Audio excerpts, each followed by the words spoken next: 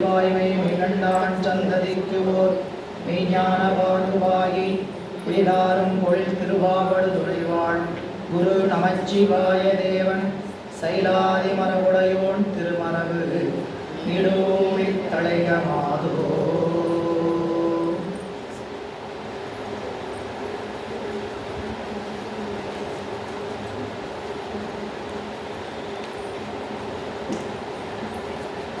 திருச்சிற்றம்பலம்.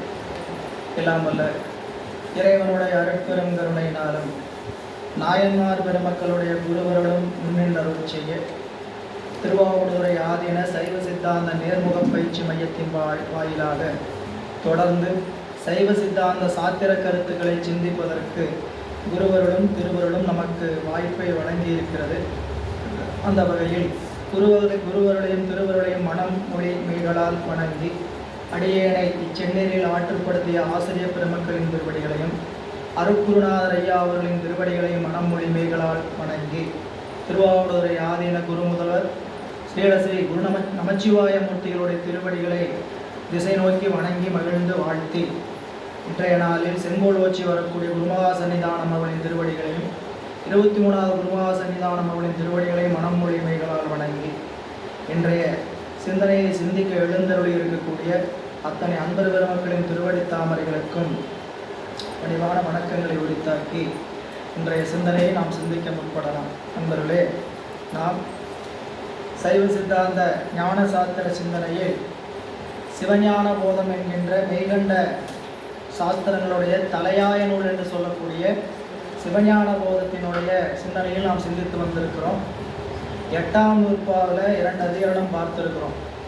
இந்த சிவஞான போதம் என்பது சிவாகமங்களில் சொல்லப்பட்டிருக்கக்கூடிய சரியை கிரியை யோகம் ஞானம் என்கின்ற 4 பாதங்களில் இந்த சிவஞான போதம் என்பது சிவாகமங்களில் சொல்லப்பட்டிருக்கக்கூடிய சரியை கிரியை யோகம் ஞானம் என்கின்ற 4 பாதங்களில் ஞானபாதத்தில் ஆராய்ச்சி என்கின்ற வகையில் ஞானபாதத்தில் சொல்லப்பட்டிருக்கக்கூடிய பதி பசு பாசம் என்கின்ற முப்பொருள்களின் ஆராய்ச்சியை எடுத்துக்கொள்கிறது.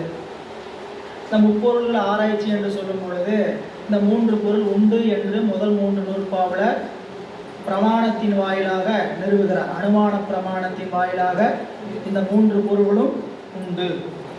காணப்பட்ட உலகத்தை கொண்டு கடவுளுக்கு பிரமாணம் உண்மை நிறுவுகிறார். காணப்பட்ட உலகம் ஒரு ஜடப்பொருள். ஜடப்பொருள் செயல்பட வேண்டுமானால் அதற்கு ஒரு கர்த்தா வேண்டும்.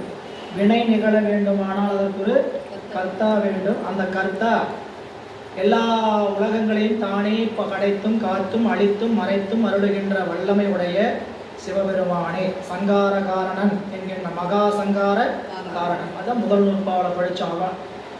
அவன் அவளது இனம் அவை மூவினை மீன் தோற்றியதையே ஒடுங்கி மலர்த்துடலாம் அந்த மாதிரி என்மனார் உலகன் என்பது சூத்திரம் எண்ணுதலிற்றோ எனின் சங்கார காரணனாய் உள்ள முதலையே முதலாக உணர்த்துதல் முதலிற்று. இனி அப்படி அந்த சங்கார காரணனுக்கும் நமக்கும் என்ன தொடர்பு என்பதை 2ஆம் நூற்பாவில் பாச உண்மை, முதல்ல பதி உண்மையை சொன்னார். 2ஆம் நூற்பாவில் பாச உண்மை, பாசம் என்கின்ற வகையில் ஆணவம் கண்மம் மாயை இந்த 3 பொருள்களும் உண்டுங்கிறதுல ஆணவம் உண்டு என்பதை முதல் நூற்பாவிலேயே நமக்கு வரையறுத்து விடுகிறார். மலத்தால், முதல் நூற்பாவில் மலத்தால் அப்படின்னு சொல்றதுலேயே ஆணவ மலம் உண்டுன்னு பெறப்பட்டது. 2ஆம் நூற்பாவில் பாச உண்மைங்கிற வகையில் கண்மம் மாயை 2 உண்டு என்பதை 2ஆம் நூற்பா அவையே தானேயால் இருவினையின் போக்குவரவுரிய ஆணையை நீக்கமின்றி நிற்கும் அன்றே என்பது சூத்திரம் எண்ணுதலிற்றோ எனின் புனர் உற்பவம் வருமாறு உணர்த்துதல் முதலிற்று. புனர் உற்பவம் மீள சிருஷ்டித்தல், மீள படைத்தல். இந்த உலகத்தை மீள படைத்தல். மீள படைத்தல்னா எதிலிருந்து படைக்கிறார்? மாயையிலிருந்து. மாயை உண்டு. மாயையிலிருந்து படைக்கிறார்னா இறைவன் என்ன அடிப்படையில் படைக்கிறார் அப்படின்னா அந்தந்த உயிர்கள் செய்த கண்மத்தின் அடிப்படையில் வினை அப்படிங்கிறனால கண்மமும் உண்டு என்று 2ஆம் நூற்பாவில் இறைவனுக்கும் உயிர்களுக்கும் உள்ள சம்பந்தம், இறைவனுக்கும் உலகத்திற்கும் உள்ள சம்பந்தம், இறைவன் உயிர்களுக்காக செய்கின்ற கருணை, அந்த கருணையை யார் வழியாக செய்கிறார் என்று 2ஆம் நூற்பாவில் பாச உண்மை நமக்கு காட்டுறார். அந்த வகையில் மீதம் இருக்கக்கூடிய எஞ்சி இருப்பது பசு. அந்த பசு உண்டா என்பதில் பலவேறு ஐயங்களை எழுப்புகிறார்கள். எது ஆன்மா அப்படிங்கும்போது 3வது நூற்பாவில் உளது இளது என்றலின் எனதுடல் என்றலின் ஐம்புலன் ஒடுக்கம் அறிதலின் கண்களில் உண்டியினையின்மையின் உணர்த்த உணர்தலின் மாயா என்ற ஆன்மா என்ற ஒன்று உளது என்பது சூத்திரம் எண்ணுதலிற்றோயனின் ஆன்ம பிரகாசம் உணர்த்துதல் முதலிற்று என்று சொல்லி எது ஆன்மா, இந்த 7 பொருளும் ஆன்மா அல்ல. எதுகளாம் ஆன்மா இல்லை? ஆன்மா என்ற ஒன்று இல்லை என்று ஒன்று சொல்கிறாங்க. முதல் சூன்ய ஆன்மவாதிகள். அதுக்கப்புறம் ஐம்புலன்களே ஆன்மான்னு சொன்னாங்க. அப்புறம் உடம்பு சூக்கும தூள உடம்பே ஆன்மான்னு சொன்னாங்க. அடுத்து சூக்கும உடம்பு ஆன்மான்னு சொன்னாங்க. அடுத்து பிராணவாயுவே ஆன்மான்னு சொன்னாங்க.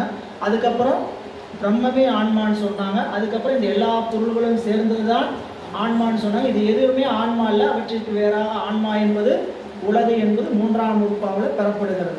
அந்த வகையில் ஆன்மா உண்டு. எது ஆன்மாங்கிற கேள்விக்கு 4வது நூற்பா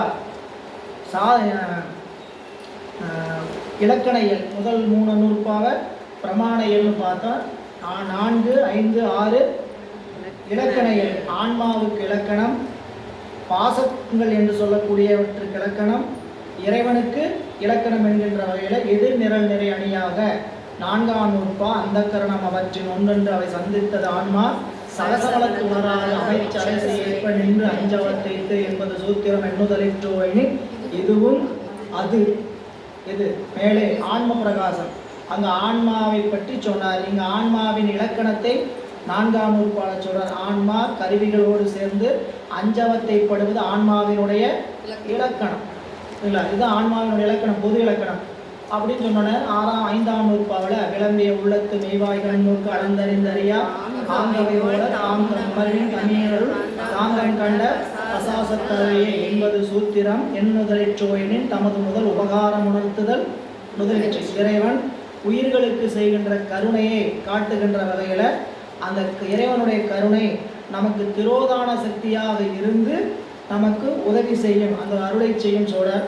இப்போ 5ஆம் நூற்பாவில் திரோதான சக்தியினுடைய இலக்கணத்தை சொல்லி திரோதான சக்தியின் வாயிலாக பாசத்திற்கு இலக்கணம் சொல்றார். சரிங்களா? ஆணவம் கண்மம் மாயை 3ல் ஆணவ மலத்தினுடைய இலக்கணம் 4ஆம் நூற்பா. 5ஆம் நூற்பா கண்மம் மாயைக்கு இலக்கணம் 2ஆம் நூற்பாவிலே சொல்லிடுறார். சரிங்களா? அப்போ இங்கே என்ன சொல்றாருன்னு கேட்டீங்கன்னா, அந்த ஆணவம் கண்மம் மாயையில் கண்மத்தையும் மாயையும் செயல்படுத்துகிற திரோதான சக்தியோட இலக்கணம் சொல்றார். இல்லை, அந்த இலக்கணத்தை சொல்லி 5ஆம் நூற்பாவில் அது உபகாரம், இறைவன் செய்கின்ற உபகாரம் உலகத்தை காட்டுகிற வரைக்கும் தன்னுடைய திரோதான சக்தியை வைத்து செலுத்துவார்.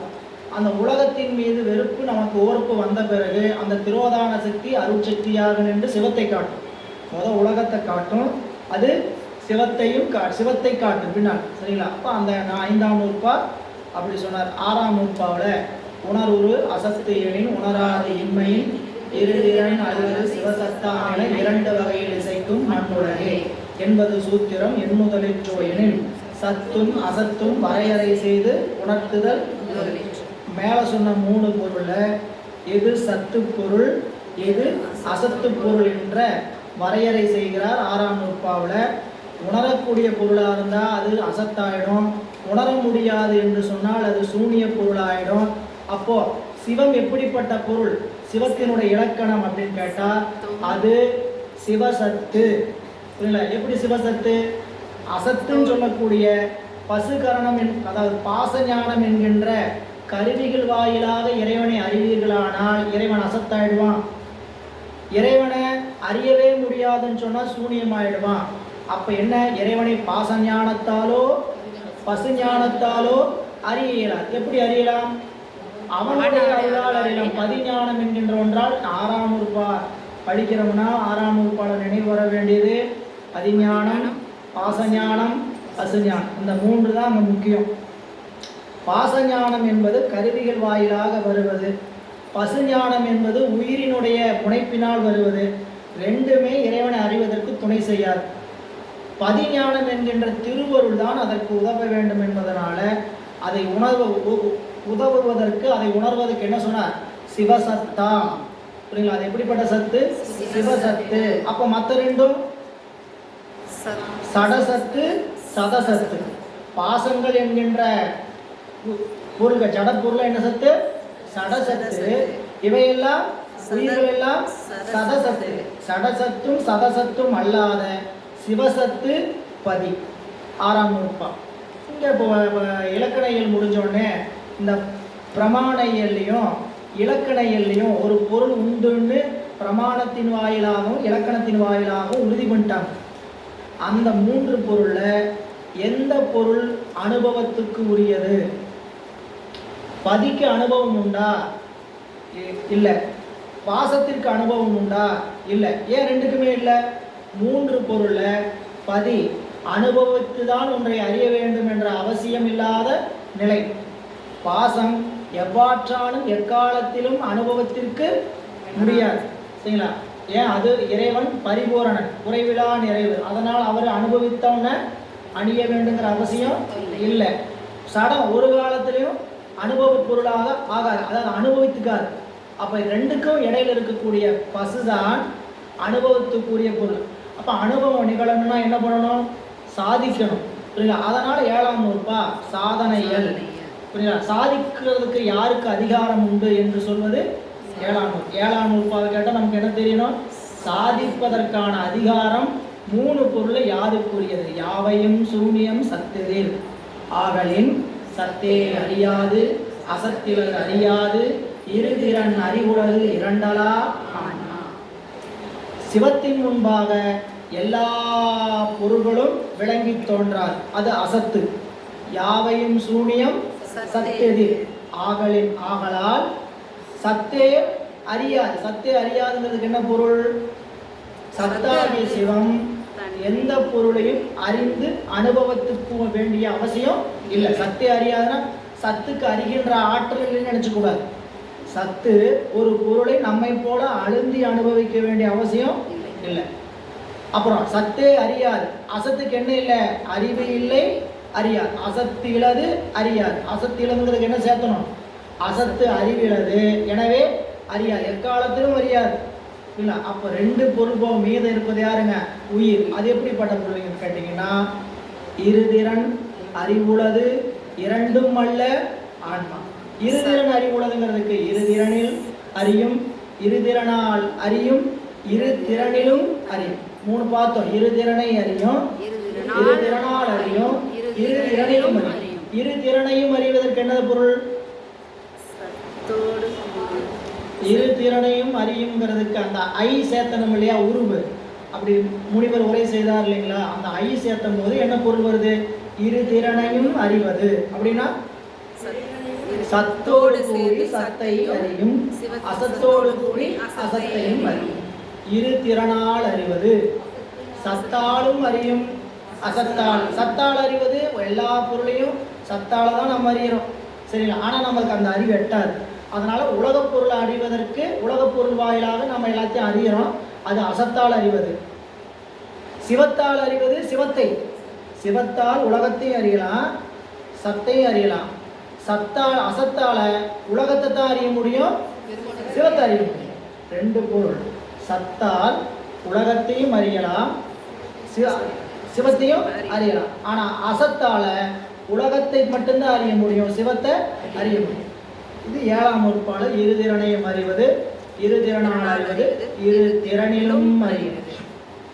அது என்னங்கம்மா? இரு திறனிலும் அறிவது சொல்லுங்க ஐயா. இரு திறனிலும் அறிவது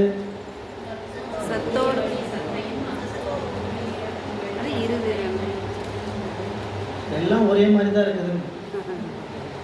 சரிங்களா? சத்தில் அழிந்தி சத்தை அனுபவிக்கும், அசத்தோடு அழிந்தி அசத்தை அனுபவிக்கும். இதை இரு திறனிலும் அறிவது. இரு திறனை அறிவதுனா சத்தையும் அறியும், அசத்தையும் அறியும். இரு திறனால் அறியும்னா சத்தாலும் அறியும், அசத்தாலும் அறியும்.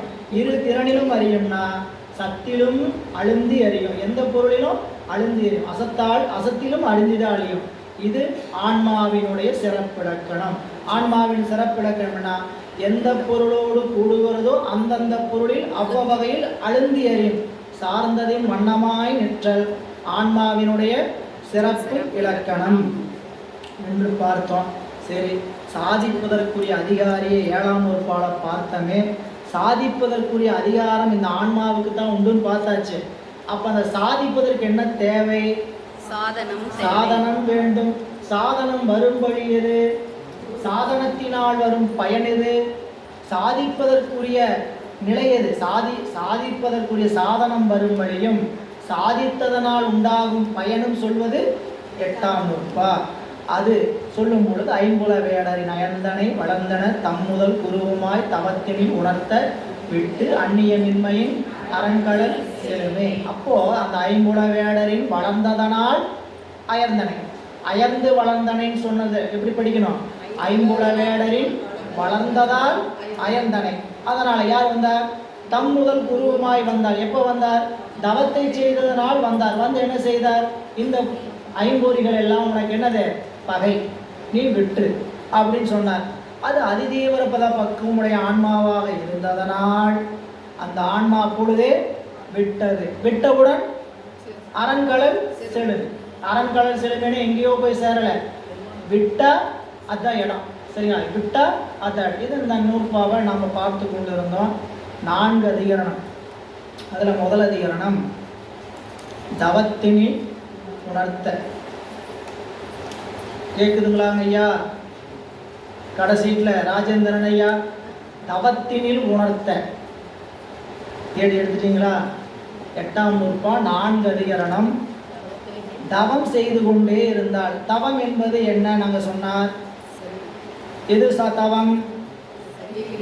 ஆமாம், சரியை கிரியை யோகம் என்கின்றவதான் தவம். அதன் நூற்பாவில் அந்த தவத்தினை உணர்த்தங்கிற முதல் அதிகரணத்தில் ஈண்டி வான்மாக்களுக்கு முர்ச்சை தவத்தால் ஞானம் நிகழும்.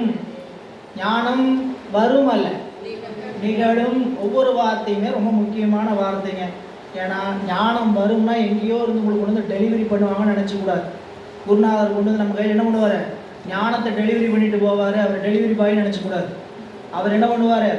ஞானம் நிகழ்வதற்கான உபதேசத்தை நமக்கு தருவாரே அன்றே ஞானம் நம்மிடத்தில் தான் நிகழும். சரிங்களா? அந்த தவத்தை அந்த செய்து கொண்ட சாதனையை செய்ய செய்ய அந்த ஞானம் நம்மிடத்தில் அறிவுக்குள்ள நிகழும். இல்லை, அது தவத்தில் உணர்த்தனுடைய ஈண்டி வான்மாக்களுக்கு முர்ச்சை தவத்தால் ஞானம் நிகழும் என்றது. அதுக்கு என்ன ஏது, என்ன உத்தரவாதம், அதுக்கு என்ன காரணம்? ஏங்க முர்ச்சை தவத்தால் தான் ஞானம் நிகழுமா அப்படின்னா, அப்போ அந்த முர்ச்சை தவம் என்ன அப்படின்னு விசேடிக்கிறார் ஏதுவில். அது என்ன சொல்கிறாங்க? மேற்சரிய கிரியா யோகங்களை செய்துடி நன்னெறியாகி ஞானத்தை காட்டி அல்லது மோட்சத்தை பெறா. அதில் தவம்னா நீங்கள் எதையோ நினச்சிக்காதீங்க. தவம் என்பது என்னன்னு கேட்டால் சரியை கிரியை யோகமே தவம். அப்படி செய்து வர வர என்ன ஆகும்? ஆன்மாவுக்கு பல பிறப்புகளில் செய்த சரியை கிரியை கிரியா யோகங்களினால் ஒரு பிறப்பில் இந்த ஆன்மாவுக்கு உண்மை ஞானம் நிகழும். என்ன ஞானம் நிகழும்? உண்மை. அப்போ உண்மை ஞானம்னா பொய்யான ஞானம் உண்டோ? ஞானத்தில் உண்மை ஞானம் பொய்மை ஞானம்னா அதுக்கு சொன்னார் உபாய சரியை, உபாய கிரியை, உபாய யோகம், உபாய ஞானம். உபாய உண்மை சரியை, உண்மை கிரியை, உண்மை யோகம், உண்மை ஞானம். உபாயத்துக்காக வர்றது வேற. அது நாம் உலக பயன் கருதி நாம் செய்து கொள்வதற்கு பூரா உபாயம். அது ஞான நெறியிலேயே நின்றுட்டு இருந்தாலும் சரி. ஞானம் என்பது எங்கும் சிவம் எதிலும் சிவங்கிற வர்ற பக்குவம். அப்படி நிற்கிறவங்க கூட அப்படி நிற்கும் போது உலகத்துக்கு தேவைக்காக நின்னாங்கன்னா அவங்களுக்கு என்ன நிகழாது? வீடு பேர் சித்திக்காது. அவங்க என்ன பண்ணுவாங்கன்னு கேட்டிங்கன்னா, அதற்குரிய உலகம் சுத்த போனத்துக்கு போய் அந்த சுத்த போனத்துலேருந்து ரொம்ப எளிமையாக தவத்தை முற்ற வைத்து என்ன பண்ணுவாங்க? சிவபெருமானுடைய திருவடியை சென்றடைவார். அவ்வளவுதான் அங்கே. எனவே முதல் அதிகரணம் தவ அதிகரணம். 2வது அதிகரணம் தம் முதல் குருவுமாய் உணர்த்த. குரு தரிசனம் நம்ம முன்பே பார்த்தோம்.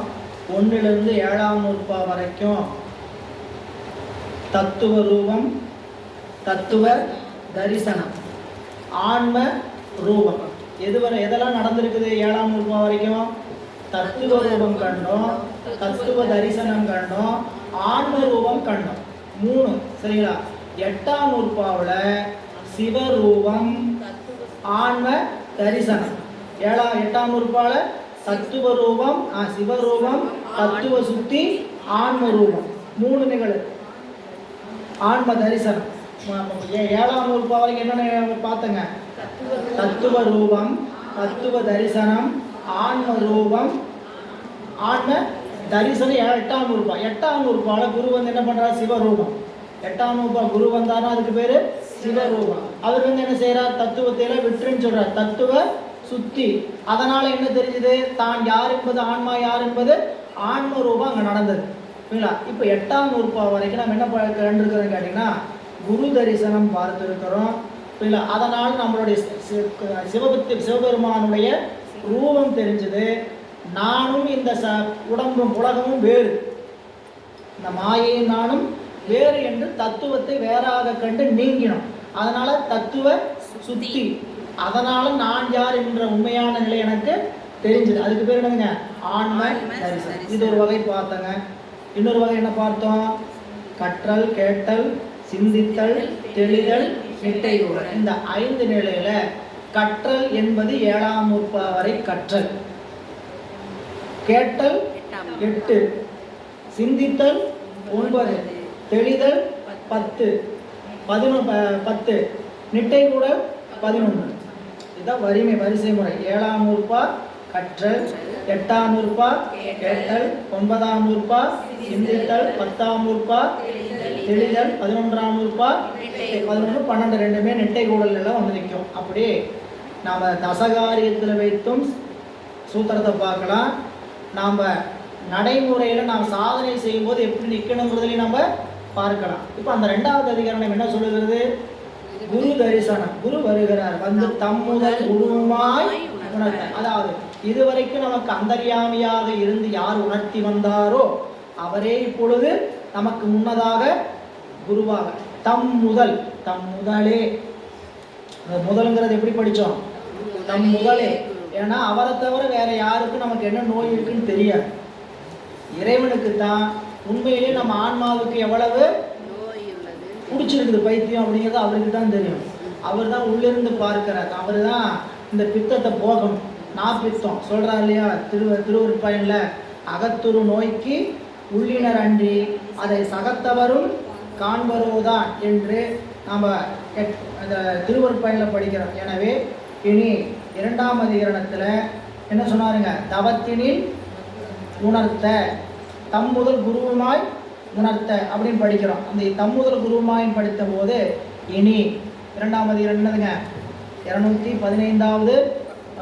ஏற்கனவே பாடத்தில் சொன்னதை புத்தகம் இல்லாமல் நீங்கள் அப்படியே ஒரு ஓரலாக பார்க்கணும். எங்கேயும் தேடிட்டு இருக்காதீங்க.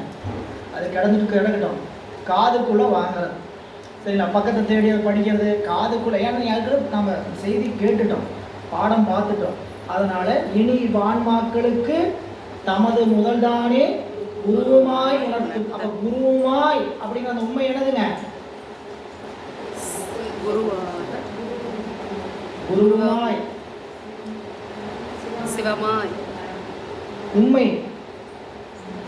என்னென்ன உண்மையெல்லாம் இருக்கு? உண்மையா சொல்லுங்க. என்னென்ன உண்மையெல்லாம் இருக்கு? சிறப்பு, இழிவு சிறப்பு உண்மை, இழிவு சிறப்பு உண்மை, உயர்வு சிறப்பு உண்மை, அப்புறம் போல உருவ உண்மை, எண் உண்மை, எண் உண்மை, இறந்தது தழிய எச்ச உண்மை, எதிரது தழிய எச்ச உண்மை, ராமனும் வந்தார், லக்குமணனும் வந்தார். இது ஒரு உண்மை. அப்படி ராமனும் லக்குமணனும் வந்தான்னு சொல்லாம எப்படி சொல்லுவாங்க? ராமனும் வந்தார், லக்குமணனும் வந்தார். இது எண்ணுண்மை. இந்த மாதிரி நிறைய இருக்கு. சரி, நம்ம அதுக்குள்ள போக வேண்டாம். நீங்க தெரிஞ்சுக்க வேண்டியதுன்னு கேட்டீங்கன்னா தம்முதல் குருவுமாய் அந்த உண்மை என்னன்னு கேட்டீங்கன்னா இறந்தது தழிய எச்ச உண்மை. அப்படின்னா இதுவரைக்கும் சிவமாயிருந்த அவர் தான் இப்ப எப்படி வந்திருக்கிறாரு? குருவுமாய் வந்திருக்கிறார் அப்படின்னு சொல்றதுக்கு என்ன பண்ணாங்க? இனி வான்மாக்களுக்கு தமது முதல்தானே குருவுமாய் உணர்த்தும் அப்படின்னு சொன்னா அதுக்கு என்ன ஏது? அவன் அந்நியமின்றி சைதன்ய சொரூபியாய் நிற்கிறான். அவனால்தான் நம்மளுக்கு குருவா வர முடியும். அவன் நமக்கு வேறாக இல்லை, அந்நியமா இல்லை. அந்நியமின்றி நம்ம அறிவுக்கு எப்படி இருக்கிறாரு?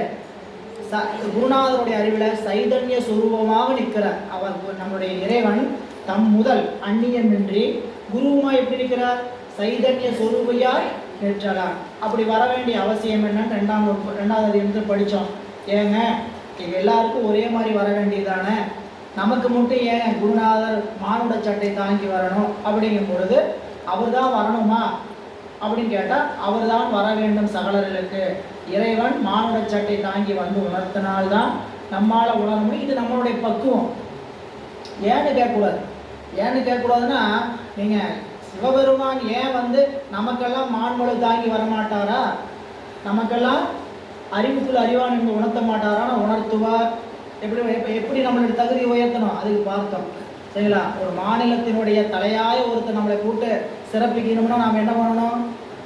அதுக்குரிய தகுதி உடையவராக இருந்தால் அவரை கூப்பிடுங்க, கவர்னர் மாளிகைக்கு வர சொல்லுங்க, பிரதமர் மாளிகைக்கு வர சொல்லுங்க, ஜனாதிபதி மாளிகைக்கு வர சொல்லுங்க. எப்போ தகுதி உருவானால் தான் கூப்பிடுவாங்க. அதுபோல சிவம் நம்மிடத்தில் அந்த அறிவு தகுதி வந்தால் அவர் நேரில் நமக்கு முன்னின்றும் சொல்லுவார், நமக்கு அறிவுக்கு அறிவாக நின்றும் உணர்த்துவார். எதை? தத்துவ ஞானத்தை. இறைவன் இப்போ ஏற்கனவே அவர் தான் அறிவுக்கு அறிவாக உணர்த்திட்டு இருக்கிறார். நம்மளால் என்ன உணர முடியாதுன்னு கேட்டிங்கன்னா, அவர் தான் எல்லாம் உணர்த்துறாருன்னு தெரிஞ்சுக்க மாட்டோம். அதுதான் 5ஆம் நூற்பார். சரிங்களா? நாமே எல்லாம் உணர்றோம், அவர் உணர்த்தலை, நாமளே எல்லாம் உணர்றோம். அது அப்படியே 11ஆம் நூற்பால மாறும். சரி, இங்கே பார்த்தீங்கன்னா அவன் அந்நியமின்றி சைதன்ய சுரூபியாய் நிற்றலான். மெய்ஞானம் தானே விளையும் விஞ்ஞானங்களுக்கு அஞ்ஞான அச்சகலருக்கு அக்குருவாய் மெய்ஞானம் பின்னுணர்த்தும் அன்றி பிழையாகலருக்கு முன்னுணர்த்தும் தான் குருவாய். மெய்ஞானம் தானே விளையும் அப்படின்னா ரொம்ப எளிமையாக அறிவுக்கு அறிவாக விளையும் விஞ்ஞானங்களுக்கு. பிழையாகலருக்கு இறைவன் முன்னின்று தோன்றி உணர்த்துவான், நமக்கெல்லாம் பின்னின்று உணர்த்துவான். முன்னிலை படற்கை தன்மையில். இது 3 நிலை பார்த்தோம் இல்லைங்களா? பார்த்தோமா இல்லையா? அந்த அதிகரணத்தில் 2ஆம் அதிகரணத்தில் ஏங்க இப்படி மாறி மாறி வர்றாங்க, எல்லாருக்கும் ஒரு மாதிரி உணர்த்தக்கூடாதுன்றது 2வது வெண்பா. அறிவிக்கு அன்றி அறியா உலங்கள் செரியுமா முன்பின் குறைகள் நெறியில் குறையோட சொற்கொள்ளார் கொள்பவத்தின் வீடு எண் அப்படின்னு சொல்லி 2வது வெண்பா நமக்கு காட்டினார். அது வரைக்கும் நாம் நிறைவு செய்திருக்கிறோம். ஏன் அப்படி வருவது எப்படி, என்ன பிரமாணம் சொல்கிறது 3வது வெண்பா. சரிங்களா? அவன் இவ்வளோ நாளில் வரல, இப்போ ஏன் வந்தாங்கும் போது பக்குவம் வந்ததுனால வந்தான். அது 2 உண்மை சொன்னார். எல்லா முளைப்பாலும் கண்ணீரும் ஏழ்நிலைவார் நல்லால் உலவாமல் எல்லா அறிவாகி நின்றானே ஆறறிவார் உருவாகி தோன்றானே உற்று. அந்த பெண்ணிடத்துல அன்பு இருந்தாலும் அது பக்குவம் வர்ற வரைக்கும் அது என்னவா வெளிப்படுறதில்லை, கண்ணீரும் பாலாக வெளிப்படுறதில்லை. அதுக்குரிய பக்குவ காலத்தில் கண்ணீரும் பாலாக வெளிப்படுகிறது என்று சொல்லி அந்த பெருமான் நீரில் நிழல் போல நம்மகிட்ட எப்படி இருக்கிறார் அப்படிங்கிறது 2 உவமை சொன்னார். ஒன்று இல்லா முளைப்பாலும் கண்ணீர் ஒரு உவமை.